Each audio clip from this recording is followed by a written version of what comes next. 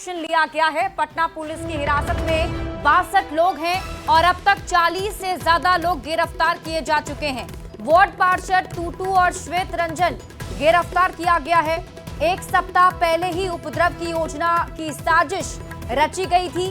स्थानीय वार्ड पार्षद भी इस साजिश में शामिल था, ऐसी जानकारी मिल रही है। कई महिलाओं को भी गिरफ्तार किया गया है। जानकारी के मुताबिक उपद्रव फैलाने के लिए बाहर से भी उपद्रवी बुलाए गए थे। तो बड़ी खबर आपको बता रहे हैं और ये तस्वीरें आपके टीवी स्क्रीन पर उस वक्त की जब उपद्रव किया जा रहा था पटना के अटल पथ पर। आपको बता दें कि इस मामले में पुलिस ने बड़ा एक्शन लेते हुए 62 लोगों को हिरासत में लिया है और 40 से ज्यादा गिरफ्तारी हुई है।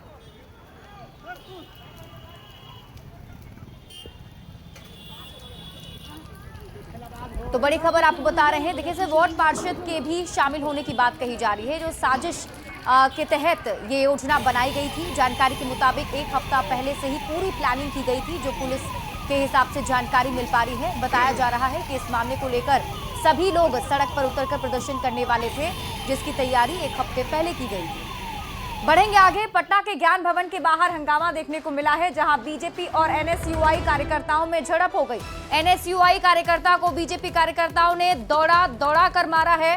धर्मेंद्र प्रधान का विरोध करने और काला झंडा दिखाने के लिए एनएसयूआई के कार्यकर्ता पहुंचे थे और इसी बीच बीजेपी के कार्यकर्ताओं के साथ उनकी झड़प हो जाती है। तस्वीरें आपकी टीवी स्क्रीन पर आपको दिखा रहे हैं। पटना के ज्ञान भवन के बाहर यह हंगामा हो रहा है, जिसमें देखिए दोनों ही गुट के जो कार्यकर्ता हैं वो आपस में भिड़ गए। बताया जा रहा है कि बीजेपी कार्यकर्ताओं ने एनएसयूआई के कार्यकर्ताओं को दौड़ा कर पीटा है।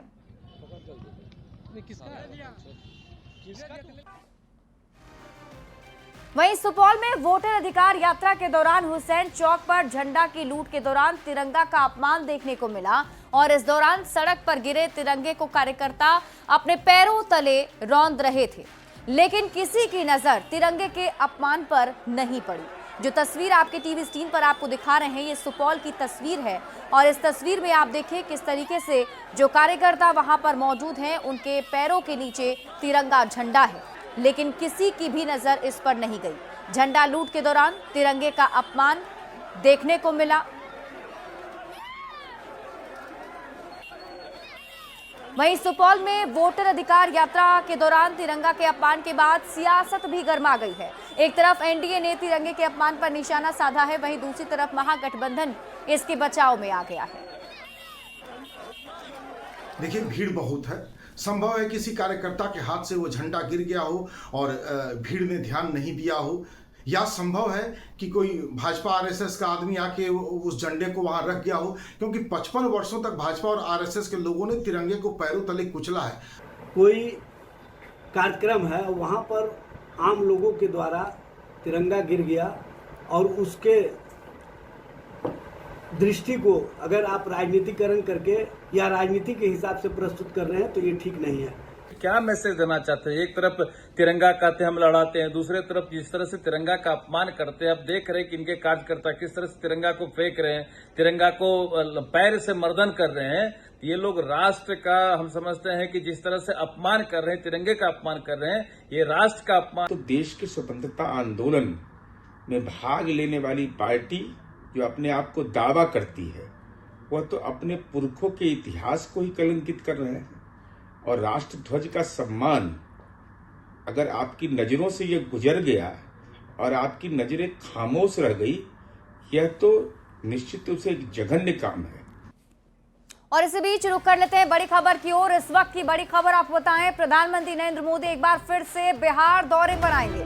15 सितंबर को पूर्णिया आएंगे प्रधानमंत्री मोदी। बीजेपी प्रदेश अध्यक्ष दिलीप जायसवाल ने इसकी जानकारी दी है। पूर्णिया से बिहार को करोड़ों की सौगात पीएम मोदी देने वाले हैं। सीमांचल को साधने के लिए प्रधानमंत्री नरेंद्र मोदी एक बार फिर से बिहार आएंगे। तो बड़ी खबर आपको बता रहे हैं, पीएम मोदी एक बार फिर से बिहार आने वाले हैं। बिहार दौरा उनका प्रस्तावित है। इसे लेकर जानकारी बीजेपी के प्रदेश अध्यक्ष दिलीप जायसवाल ने दी है, जिन्होंने बताया कि पूर्णिया में अगली सभा होगी। और देखिए, पटना से एक दिलचस्प तस्वीर सामने आई है। सबसे पहले हम आपको वो तस्वीर दिखाते हैं। मोकामा के पूर्व विधायक अनंत सिंह के बेटे पटना की सड़क पर घुड़सवारी करते दिखे। वहीं गाड़ी में आनंद सिंह पीछे पीछे चल रहे हैं। सोशल मीडिया पर यह वीडियो खूब वायरल हो रहा है। बता दें कि आनंद सिंह घुड़सवारी के लिए जाने जाते हैं और अक्सर सोनपुर मेले में आनंद सिंह के घोड़े काफी मशहूर रहते हैं। और ऐसे में अब ये तस्वीर जो सामने आई है उसने सोशल मीडिया पर सुर्खियां बटोरी हैं। बड़ी खबर आपको भागलपुर से बताते हैं, जहां अतिक्रमण हटाने गई पुलिस की टीम को भारी विरोध का सामना करना पड़ा। लोगों ने पुलिस के सामने जमकर बवाल काटा है। घटना इशाकचक थाना के भिखनपुर छोटी लाइन के किनारे की है। रेलवे की जमीन पर कई सालों से लोग अवैध रूप से झोपड़ी बनाकर रह रहे हैं, जिसे पुलिस अतिक्रमण मुक्त कराने पहुंची थी। लेकिन जैसे ही जेसीबी से कार्रवाई की शुरुआत हुई, महिलाओं ने जमकर हंगामा करना शुरू कर दिया। जो तस्वीर आप अपने टीवी स्क्रीन पर देख रहे हैं, इसमें देखिए किस तरीके से महिला जो है वो पुलिस के साथ उलझती हुई नजर आ रही है।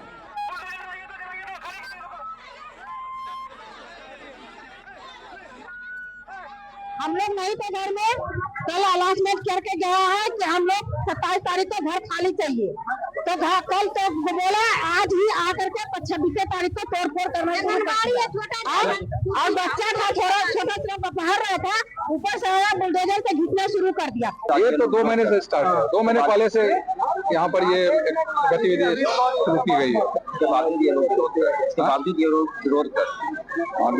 भी विरोध कर रहे हैं।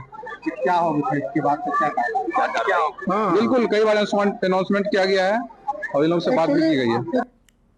और इस वक्त की बड़ी खबर आप बताते हैं, नीतीश कुमार दिल्ली रवाना हुए हैं। बड़ी खबर सामने आ रही है, जेडीयू के राष्ट्रीय कार्यकारी अध्यक्ष संजय झा भी नीतीश कुमार के साथ मौजूद हैं। तो बड़ी खबर आपको बता रहे हैं, मुख्यमंत्री नीतीश कुमार दिल्ली के लिए रवाना हुए हैं। चुनावी हलचल के बीच दिल्ली जा रहे हैं मुख्यमंत्री नीतीश कुमार। और न्यूज 18 संवाददाता आनंद अमृतराज अधिक जानकारी के साथ जुड़ गए हैं।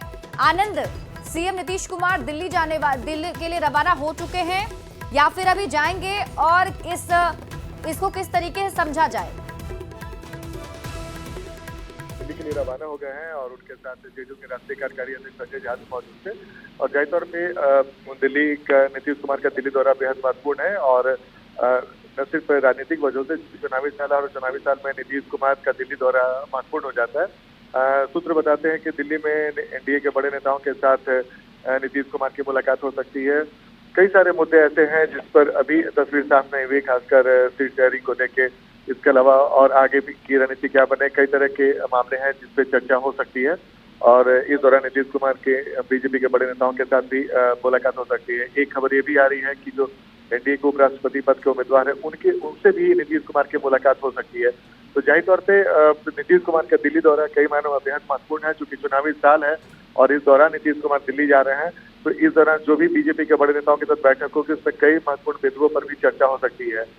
और इसके पहले भी नीतीश कुमार जब दिल्ली गए हैं तो कई बार वो अपना हेल्थ चेकअप भी कराते हैं।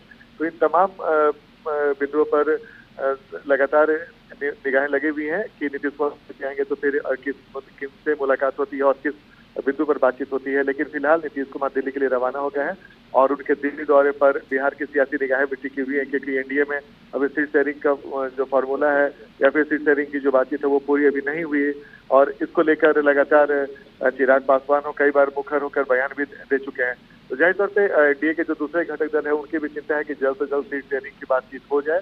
लेकिन सूत्र बताते हैं कि 9 सितंबर को जब उपराष्ट्रपति को लेकर तस्वीर साफ हो जाएगी उसके बाद एनडीए के जो तमाम घटक दल हैं वो बैठ सकते हैं और 15 सितंबर के आसपास टिकट को लेकर भी बातचीत फाइनल दौर में पहुंच सकती है। जी ठीक है आनंद, आप इस खबर पर नजर बनाकर रखिए। शुक्रिया इस अपडेट के लिए। बढ़ते हैं आगे और रुख कर लेते हैं इस वक्त की बड़ी खबर की ओर। बिहार में 5 साल में 1 करोड़ नौकरी और रोजगार देने की दिशा में नीतीश सरकार ने बड़ा फैसला किया है। बिहार में उद्योग को बढ़ावा देने के लिए सरकार ने नई औद्योगिक नीति 2025 को लागू कर दिया है। इसके तहत ज्यादा से ज्यादा बिहार में निवेश, उद्योग के लगाने और नौकरी रोजगार बढ़ाने के अवसर पैदा किए जाएंगे।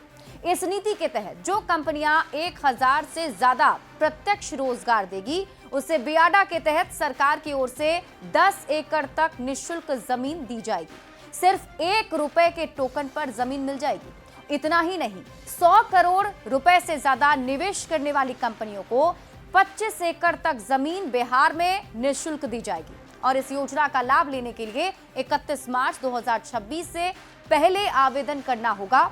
निःशुल्क जमीन के साथ ही उद्योग को बढ़ावा देने के लिए सरकार कई सब्सिडी का भी ऐलान कर चुकी है। तो ऐसे में उद्योग को बढ़ावा देने के लिए सरकार की तरफ से कई पहल किए जा रहे हैं और इसमें से जो निवेशक हैं उन्हें यहां बिहार लाने के लिए ये छूट दी जा रही है।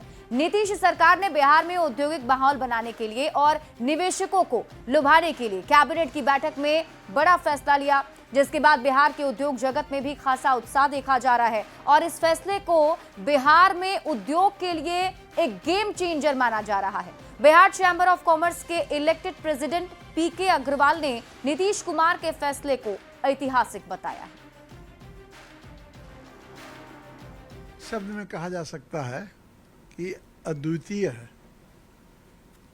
इतना अच्छी पॉलिसी ना बगल अगल के किसी स्टेट की है और जहाँ तक हम समझते हैं कि हिंदुस्तान के किसी भी स्टेट में इस तरह की इतनी अच्छी पॉलिसी गवर्नमेंट के अच्छे मंशा से जो बनाई गई है, ये बिहार के औद्योगिक उन्नति में चार चांद लगाएगा।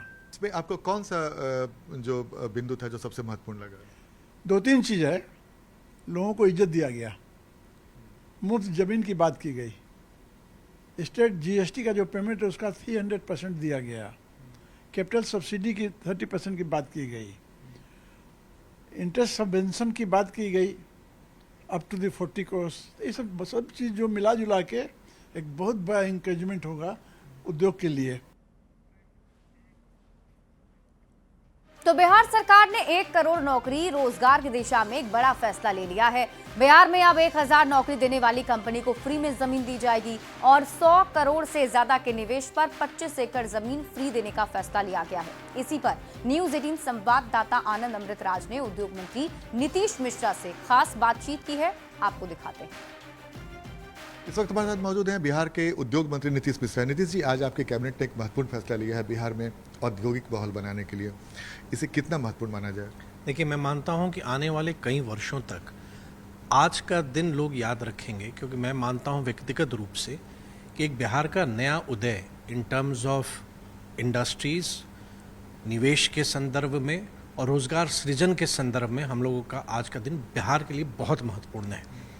बिहार में हम ज़मीन मुफ्त दें, बिहार में हम 14 वर्षों तक हम टैक्स में कंसेशंस आपको दें या रिइम्बर्स करें, हम एक्सपोर्ट के लिए सब्सिडीज़ दें, जो ज़्यादा जॉब्स क्रिएट लेके आएंगे उनको हम प्रेफरेंस देंगे। तो इस तरह की पॉलिसी मुझको लगता है समय उसका बहुत सही है, क्योंकि आज बिहार हर एक ढंग से तैयार है। कनेक्टिविटी हमारी इतनी अच्छी हो गई है, पहले एक्सप्रेस हाईवेज़ की लोग चर्चा नहीं करते थे, हमारे मेजर नेशनल हाईवेज उतने नहीं थे। अब रोड ले लीजिए, एयर ले लीजिए, एक्सप्रेस हाईवेज ले लीजिए।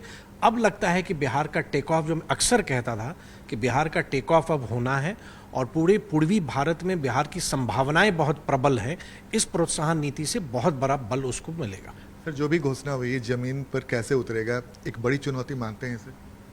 नहीं, देखिए, मेरा अनुभव है, देखिए, मैं तो पहले धन्यवाद देना चाहूँगा उद्योग विभाग के सभी पदाधिकारियों और कर्मियों को। हमने लगातार मेहनत करके, प्रयास करके, ना सिर्फ हम लोगों ने नीति हम लोगों ने बनाई, बल्कि बिहार में एक मेजर ऑब्स्टेकल था ज़मीन कि निवेशकों के लिए हम ज़मीन कहाँ से देते, क्योंकि बियाडा जो हमारा जो लैंड बैंक हैंडल करता है, आज़ादी से लेकर आज तक लगभग 7,700 एकड़ ही उनके पास उपलब्ध थे। तो वो धीरे धीरे वो समाप्त हो रहे थे। आज बिहार के प्रायः हर एक ज़िले में हमारा लैंड बैंक अब हो गया। बहुत सारे ज़िले ऐसे थे जहाँ पे इंडस्ट्रियल एरिया कभी नहीं था, वहाँ भी अब हम स्थापित कर रहे हैं। मानता हूँ कि बिहार का इंफ्रास्ट्रक्चर आज इस ढंग से तैयार है और हमारे पास समय है। तो अब आने वाले समय में जब हमारे पास इन्वेस्टमेंट्स या इन्वेस्टर्स की एक कह सकते हैं कि एक जब इंटरेस्ट उनका बिहार की ओर बढ़ेगा, तो जिन लोगों को आज शंका हो रही है वो शंका स्वतः दूर हो जाएगी।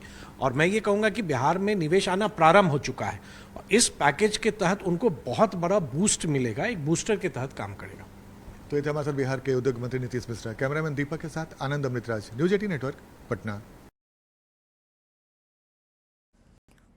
तो बिहार में उद्योग और निवेश को बढ़ावा देने के लिए नई औद्योगिक नीति 2025 के तहत निवेश करने वालों के लिए सरकार ने कई ऑफर दिए हैं, जिस पर अब राजनीति तेज हो गई। एनडीए के नेता इसे बिहार में औद्योगिकरण की दिशा में एक बड़ा कदम बता रहे हैं, तो विरोधी चुनावी चाल बताकर निशाना साध रहे हैं। एनडीए की सरकार इतने आनंद फानन में इतनी चीजों को योजनाओं की घोषणा कर रही है, उससे उन्हें पता है कि उनकी सरकार आने वाली नहीं है, उनके पैरों से जमीन खिसक गई है। अब मेट्रो चलने वाली है, यहाँ पे सड़कें सभी अच्छी हो चुकी हैं, बिजली का पूरा इंतजाम हो चुका है। तो अब इंडस्ट्रियल रिवोल्यूशन जो कभी यूरोप में इनकलाब आया था, सनती इनकलाब जिसको कहते हैं इंडस्ट्रियल रिवोल्यूशन, वो बिहार में आएगा। आज तक 20 वर्षों से मुख्यमंत्री श्री नीतीश कुमार जी हैं, एनडीए की सरकार है डबल इंजन की, एक भी कल कारखाने नहीं खुले। जो कल कारखाने थे, उद्योग थे, वो भी बंद हो गए।